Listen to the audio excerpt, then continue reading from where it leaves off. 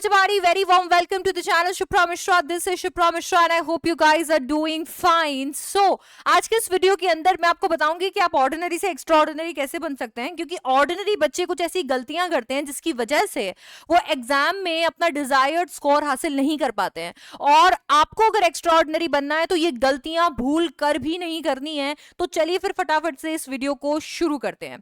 तो सबसे पहली चीज तो मैं आपको बता देती हूँ, और जो बहुत बार मल्टीपल टाइम्स बताई गई है और हम लोग हर बार नहीं सुनते हैं, वो है चैप्टर्स या एनसीईआरटी स्किप करना।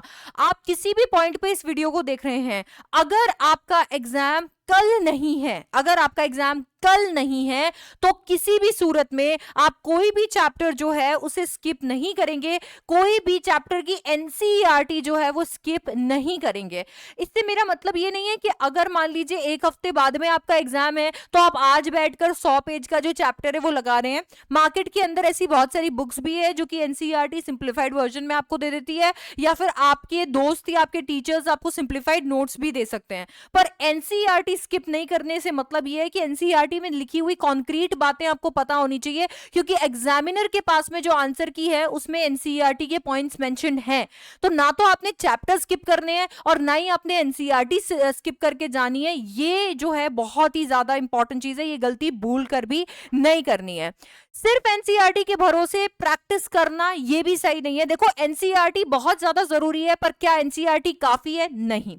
आप एनसीईआरटी कीजिए, आप अपने कॉन्सेप्ट क्लैरिटी के लिए कीजिए। अगर आप फर्स्ट स्टेप पे हैं कि ठीक है आपने अभी भी कॉन्सेप्ट पढ़ा है और अब जो है आपने प्रैक्टिस लगानी है, आप एनसीईआरटी के क्वेश्चंस भी कीजिए। पर सिर्फ एनसीईआरटी के क्वेश्चंस करके अपने आप को एक कह सकते हैं कि ठीक है कंपटीशन के लेवल पर समझना, ये समझदारी नहीं होगी, ये सही नहीं होगा। इसीलिए सिर्फ एनसीईआरटी के भरोसे आप एग्जाम नहीं लिखेंगे। एनसीईआरटी के क्वेश्चंस की प्रैक्टिस आपका फर्स्ट स्टेप होगा, और उसके बाद में आप वेरियस बुक्स जो हैं वो ट्राई करने वाले हैं। डिफरेंट तरीके के क्वेश्चंस ट्राई करने वाले हैं। ऐसे क्वेश्चंस ट्राई करने वाले हैं जो मिलते जुलते हैं आपके सैंपल पेपर से, आपके सीबीएसई सैंपल पेपर से।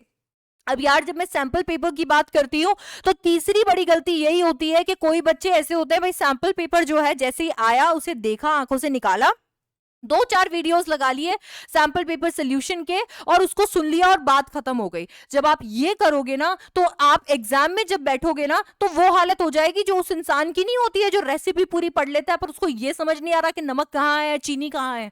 हाँ, एग्जैक्टली वो हालत हो जाएगी, बिकॉज आपके साथ में आपने पूरा सैंपल पेपर बस सुन लिया है, आंखों से निकाल दिया है, बैठकर प्रैक्टिस नहीं की है।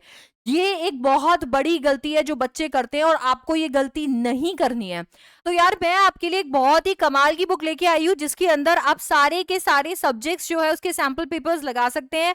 आप यहाँ पर अगर इंग्लिश लैंग्वेज और लिटरेचर का सैंपल पेपर ढूंढ रहे हैं, आपको इंग्लिश मिल जाएगा, हिंदी ए और बी मिल गया, मैथ्स मिल गया, साइंस मिल गया, एसएसटी मिल गया। ये सारे के सारे पेपर्स आपको देखने को मिल जाएंगे। लेटेस्ट बोर्ड के सिलेबस के अकॉर्डिंग ये मिलने वाले हैं। सारे सोल्यूशंस मिल जाएंगे। एक अनसॉल्व्ड पेपर भी आपको पर सब्जेक्ट मिल जाएगा ताकि आप अपने आप को एनालाइज यहाँ पर कर सके। इसके साथ में आप ये देखेंगे कि ये देखो इस तरीके से आपको, जैसे इंग्लिश है, अब इंग्लिश का आपका सैंपल क्वेश्चन पेपर हो गया एक, फिर paper 1, paper 2, paper 3, paper 4 and paper 5 unsolved है। इसी तरीके से बाकी सारे सब्जेक्ट्स के पेपर भी है, और अनसॉल्व्ड क्वेश्चन पेपर जो है इसका आंसर भी आपको नीचे स्कैन करके मिल जाएगा, तो आप इसे एनालाइज कर सकते हो। आपको आपका इंग्लिश और हर एक सब्जेक्ट का ब्लूप्रिंट मिल जाएगा। कभी कभी होता है ना, हम क्लूलेस होते हैं यार, कौन सा चैप्टर कितने नंबर का आ रहा है, ये सब कुछ ऑलरेडी इस बुक में सॉर्टेड है। ठीक है, तो ये भी आपको यहाँ पर देखने को मिलने वाला है, और इस तरीके से आपका पेपर दिखेगा एग्जैक्टली वैसा ही जैसा कि सीबीएसई का पेपर दिखता है, वैसा ही पेपर पैटर्न के साथ हर एक पेपर सेट है।